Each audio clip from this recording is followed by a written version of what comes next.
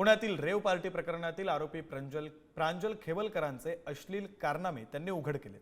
खेवलकरांच्या मोबाईलमध्ये मुली आणि महिलांचे हजारो नग्न फोटो आणि अश्लील व्हिडिओ सापडल्याचा धक्कादायक गौप्यस्फोट चाकणकरांनी केलाय। मानवी तस्करीच्या या प्रकरणाची एसआयटी चौकशी करण्याची शिफारस त्यांनी केली आहे। त्याबाबतचा स्पेशल रिपोर्ट पाहूया।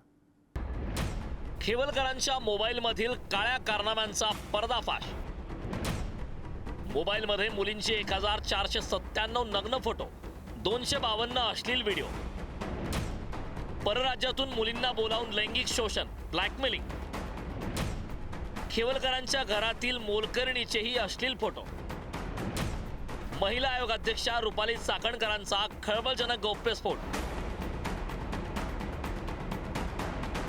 माजी मंत्री एकनाथ खडसेंचे जावई आणि शरद पवार राष्ट्रवादीच्या महिला प्रदेशाध्यक्षा रोहिणी खडसे यांचे पती प्रांजल खेवलकर पुरते गोत्यात अडकले।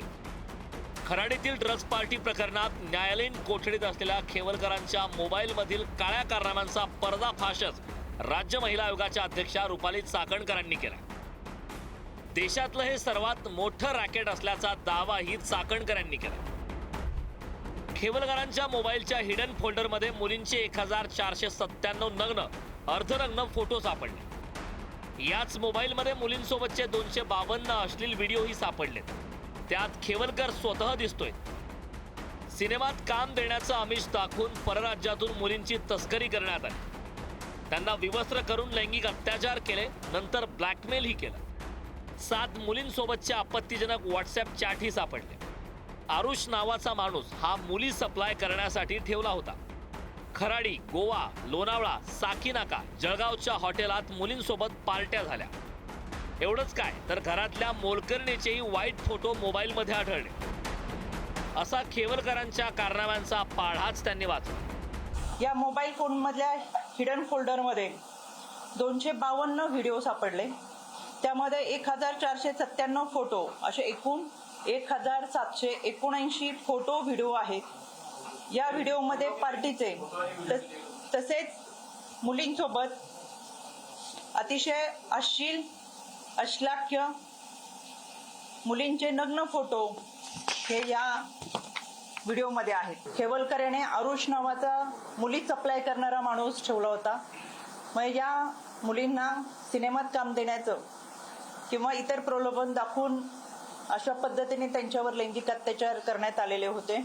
केवळ मुंबई, नागपूर, पुणे, ठाणेच नाही तर परराज्यातून मुलींना बोलून किंवा या मुलींचा परराज्यामध्ये व्यापार करून मोठ्या प्रमाणात त्यांचं लैंगिक शोषण करण्यात आलेलं आहे। प्रांजल खेवलकर यांच्या चॅटचे अवलोकन केले असता यामध्ये महिलांसोबत आपत्तीजनक चॅटिंग असून मुलींसोबत सिनेमामध्ये शूटिंग करण्याच्या निमित्ताने संपर्क साधलेला आहे। या मुलींना पिक्चरमध्ये काम देतो, सिनेमामध्ये काम देतो, शूटिंग करायची संधी देतो असं सांगून बोलवल्याचं, तसंच त्यांचा वापर करून घेतल्यानंतर त्यांचे खर्चाचे सुद्धा पैसे दिले नसल्याचे आणि त्यामुळे या मुलींनी वारंवार पैशाची मागणी केलेली यामध्ये दिसून येते। महिलांच्या तस्करीचं हे देशातलं सर्वात मोठं रॅकेट असू शकतं। त्यामुळे या प्रकरणाची एसआयटी मार्फत चौकशी करावी असं पत्र राज्य महिला आयोगानं पोलीस महासंचालकांना पाठवलंय, असं या दरम्यान त्यांनी स्पष्ट केलं।